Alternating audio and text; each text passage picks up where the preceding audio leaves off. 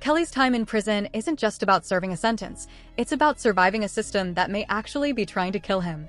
Imagine this, government officials offering a killer his freedom if he agrees to murder R. Kelly behind bars. Sounds unreal? Court records say otherwise. A global superstar once loved by millions, now begging for his life inside a cell. His lawyers say this isn't punishment, it's an assassination plot. June 2025, R. Kelly suddenly collapses in his prison cell. Doctors call it an overdose. His lawyers call it poisoning. The truth? Far darker than anyone expected. R. Kelly's story isn't just about a superstar who fell from grace. It's about a man who, according to his lawyers, is trapped in a prison system that may be trying to end his life. Reports say he was attacked again behind bars, and the details suggest this wasn't random. Someone inside, it seems, wants him gone for good. On June 13th, Kelly allegedly woke up feeling faint. He was dizzy, seeing black spots, and eventually collapsed. But this was more than a medical scare. It tied into a much darker plot. At the center of it all was Glenn Stein, a terminally ill inmate and longtime leader of the Aryan Brotherhood. Stein had been locked up since 1982 for murder and had a reputation as one of the federal system's most dangerous men. According to documents filed by Kelly's legal team, Stein gave a sworn statement claiming prison officials offered him a deal: freedom in exchange for killing R. Kelly. Glenn Stein later claimed that the first time the shocking proposal surfaced was in February of 2023, deep inside a Colorado Supermax facility. By then, Stein was already battling terminal cancer, a man nearing the end of his life with little left to lose. According to his account, he was summoned to a private meeting unlike any he had ever experienced in decades behind bars. Normally, meetings inside a federal prison are routine, with correctional officers and guards present to witness every word and movement. But this one felt different. Stein said he was ushered into a small room where 3 Bureau of Prisons officials were waiting: Ray Childress, a senior figure in the system, Warden Gutierrez, and Associate Warden Stengel. Not a single guard stood by. The absence of security didn't calm Stein, it rattled him. For a man who had lived his life navigating prison politics and power games, the setup immediately screamed that something wasn't right. What Stein alleged happened next only deepened that unease. With no hesitation, Childress supposedly put an offer on the table that sounded more like a criminal conspiracy than official business. The deal was simple but chilling. If Stein agreed to transfer into the same facility as R. Kelly and eliminate him, the government would make Stein's legal problems vanish. Evidence connected to his own crimes would conveniently disappear, and paperwork could be arranged to ensure he walked free to live out his final days outside of prison walls. The promise was wrapped in cold pragmatism. Stein was already dying of cancer, his health visibly failing. To officials, he was the perfect candidate, someone with nothing left to lose, someone whose impending death would erase all trails. In exchange for one final violent act, Stein would be granted the one thing every lifer dreams about: a taste of freedom. The way Stein told it, the offer was delivered without hesitation, as though this wasn't the first time such a conversation had taken place. The officials reportedly reassured him that it would be clean and quiet. They would take care of the transfer, manage the cover-up, and ensure that whatever happened to Kelly inside the prison walls would look like just another chapter in the endless cycle of inmate violence. For Stein, the proposition was more than just shocking, it was insulting. A man who had spent decades swimming in the dark waters of gang politics and federal custody knew when something stank. To him, this wasn't about justice or even punishment. It was about convenience. Kelly's high-profile incarceration had caused headaches for the system, from security risks to media scrutiny. Eliminating him would have solved problems for everyone, that is, except Stein, who would be forced to carry the stain of being a government's weapon. Whether Stein's allegations reflect truth, exaggeration, or outright fabrication remains uncertain. But the story he told highlights the shadowy corners of prison power, where deals can blur the line between justice and conspiracy, and where even dying men are not beyond being asked to carry out one last act of violence. Stein admitted he initially agreed. By October 2023, he was transferred to FCI, Butner in North Carolina, the same place Kelly was serving his sentence. For months, Stein shadowed Kelly, studying his routine and waiting for the right moment. But over time, something shifted. Facing death himself, Stein said he had a change of heart. Instead of carrying out the plan, He confessed everything directly to Kelly in April 2025, telling him who sent him, how it was supposed to happen, and that his life was in danger. This revelation blew the conspiracy wide open. Now, both the target and the hired killer knew about the plan. Stein even offered to testify, take a lie detector test, and name names, framing his decision as redemption rather than another act of violence. But his refusal created new risks. According to Kelly's lawyers, on June 6, 2025, a second Aryan Brotherhood member, David Keith Harris, was approached by Lieutenant Teague, another prison official.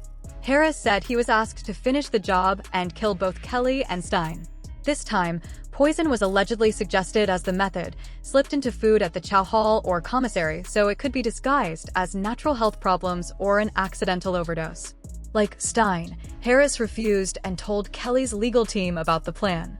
By then, the situation had spiraled. What started as a plot against Kelly had turned into a cleanup operation to silence both him and Stein. Just days later, on June 10, 2025, Kelly's attorney filed an emergency motion in federal court, demanding his release to home detention for his safety. The motion included sworn statements from both Stein and Harris, each willing to testify under oath and take polygraph tests. The filing accused 3 senior BP officials, including a warden and an assistant warden, of orchestrating the plot. Their names weren't revealed publicly, likely because of ongoing legal proceedings. Still, the allegations painted a chilling picture, a prison system willing to cross every line to silence a man whose legal team was digging into corruption at the highest levels. The motion filed by Kelly's lawyers didn't just argue for his release, it claimed his continued imprisonment amounted to cruel and unusual punishment under the 8th Amendment. Their reasoning was straightforward: Kelly's life was in immediate danger.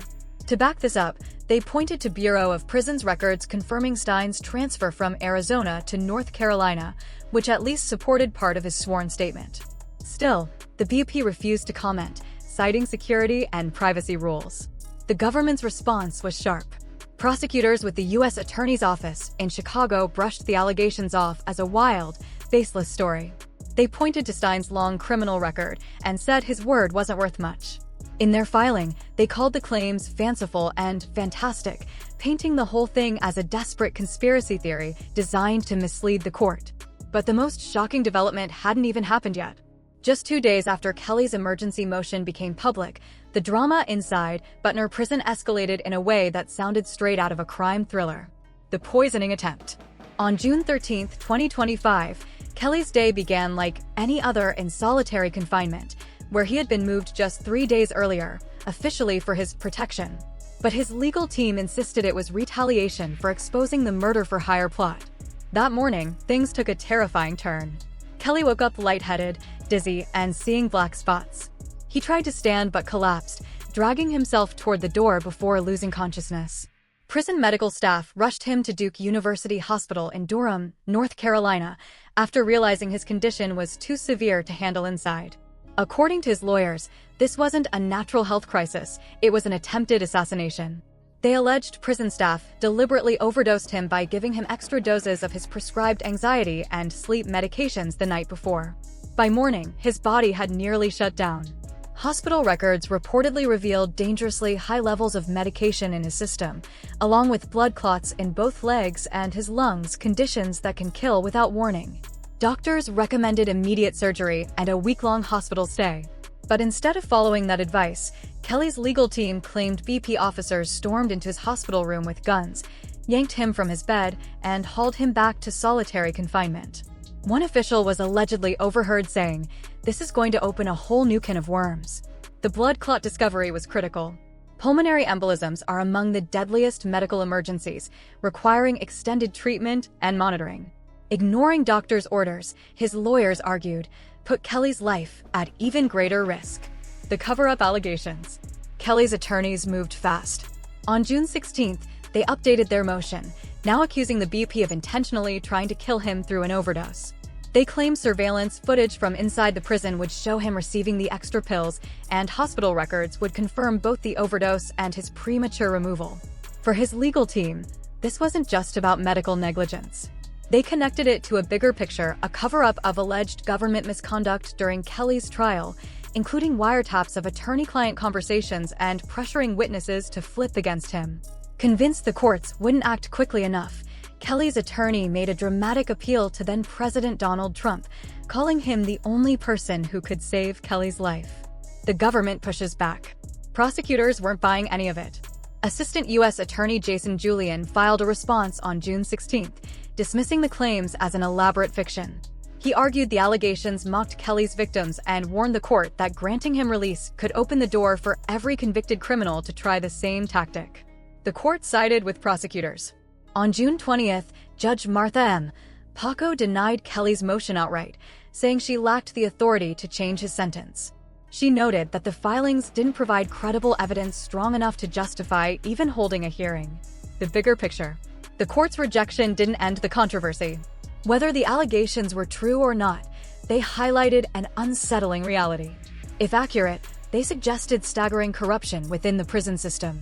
If fabricated, they revealed the extreme lengths a legal team might go to free a client.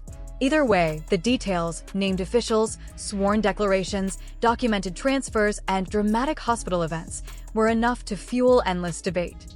On social media, reactions were mixed but leaned skeptical.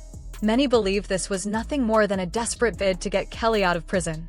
Others argued the allegations, if even partially true, exposed a system capable of terrifying abuses. For some observers, the threats against Kelly didn't sound far-fetched at all. They pointed to the long history of violence against sex offenders in U.S. prisons. Whether or not officials were involved in the alleged plots, one thing was certain: people convicted of crimes against children often live under a permanent death sentence in the prison hierarchy. The prison code. To understand why, you have to look at the unwritten code of prison life. Behind bars, not all crimes are treated equally. At the very bottom of the social ladder sit men convicted of hurting children. Among inmates, they're seen as the lowest of the low, fair targets for abuse, beatings, and even murder.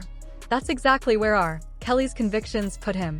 Long before the 2025 conspiracy allegations, he had already learned how dangerous prison could be. The 2020 attack.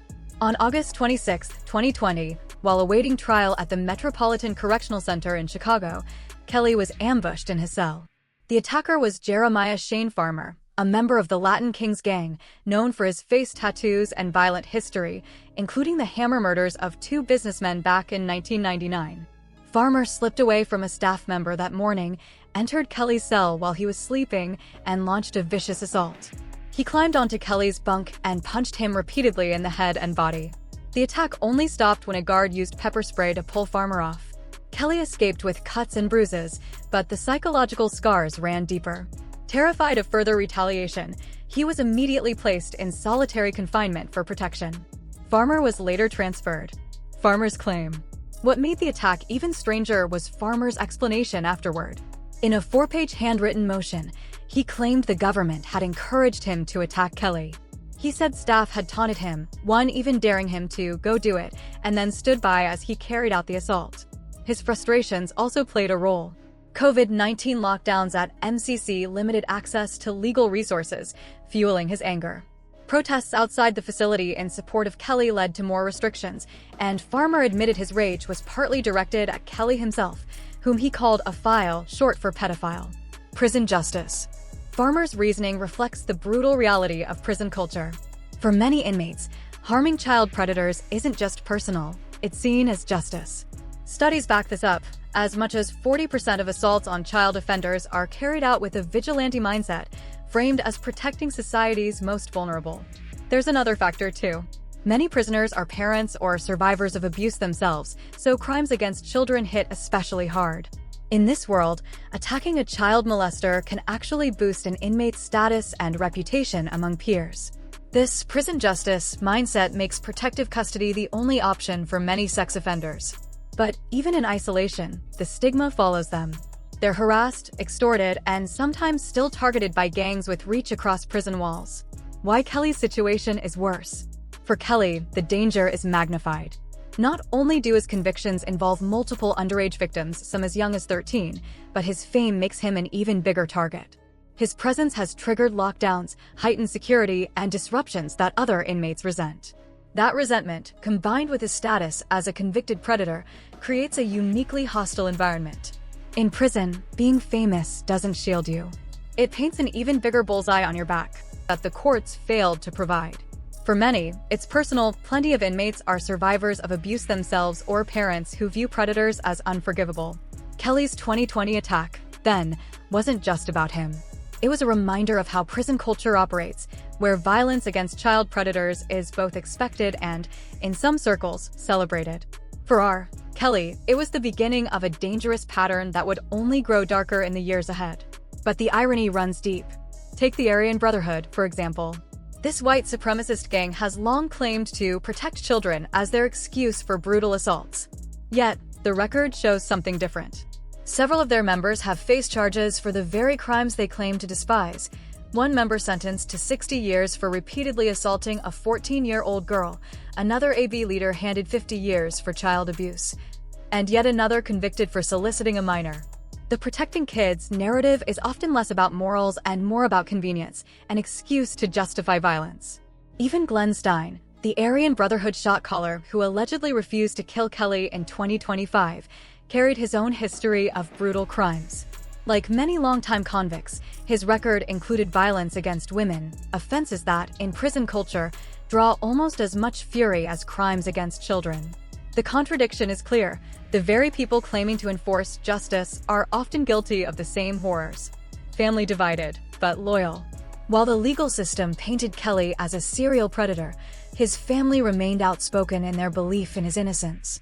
His uncle, Gregory Preston, publicly defended him after sentencing, saying the accusations didn't line up with what he personally witnessed. He called the testimony against Kelly obvious lies and insisted his nephew was unfairly targeted. Even Kelly's estranged brother Bruce, despite having his own public disputes with the singer, admitted he didn't believe the women's stories.